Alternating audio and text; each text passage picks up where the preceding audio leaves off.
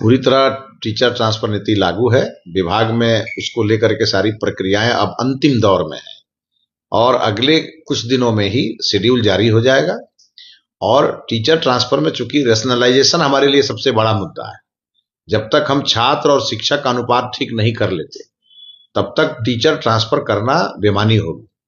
और इसीलिए इसको लेकर के हम लोगों ने तय किया है, विभाग में शेड्यूल जारी कर देंगे और बहुत जल्दी जारी करेंगे। हमने अपने दोनों प्राइमरी शिक्षा निदेशक और माध्यमिक शिक्षा निदेशक दोनों लोगों से कल ही हमने समीक्षा बैठक के दौरान हमारी ओर से ये कहा गया है कि चूंकि शिक्षकों में ऊहापोह की स्थिति न पैदा हो, इसी नाते कब कौन से कार्रवाई होगी और ये स्थानांतरण अगले कुछ महीनों में पूरी तरह से अपारदर्शी ढंग से और ई शिक्षा कोष के माध्यम से ही हो जाए, इसके लिए हमने कहा है और एक शेड्यूल जारी होगा। उसके आधार पर शिक्षक अपना आवेदन करेंगे और ट्रांसफर पाएंगे।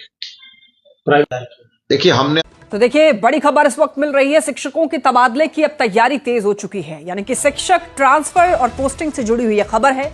10 जुलाई को रिक्तियों का सॉफ्टवेयर यहां पर तैयार होगा। 11 जुलाई को डीईओ और डीपीओ को ट्रेनिंग मिलेगी। वीसी के जरिए यहां पर सॉफ्टवेयर का प्रशिक्षण होगा। स्कूलवार रिक्तियां सॉफ्टवेयर में फीड की जाएंगी।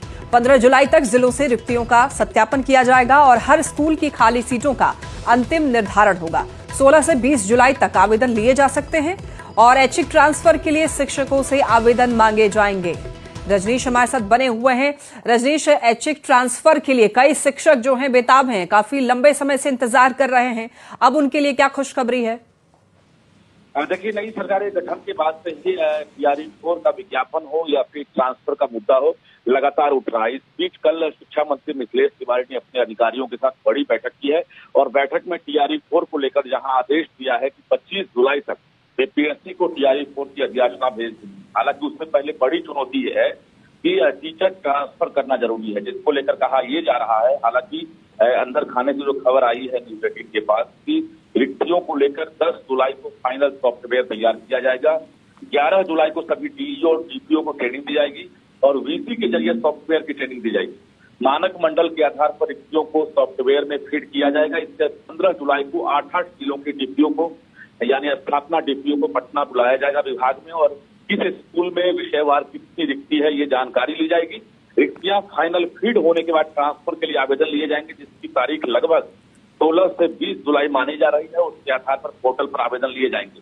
शिक्षकों से ऐच्छिक ट्रांसफर के लिए आवेदन लिए जाएंगे और निश्चित रूप से तैयारी शुरू हो गई है, लेकिन देखना है कि आखिर जो डेट दिए जा रहे हैं वो डेट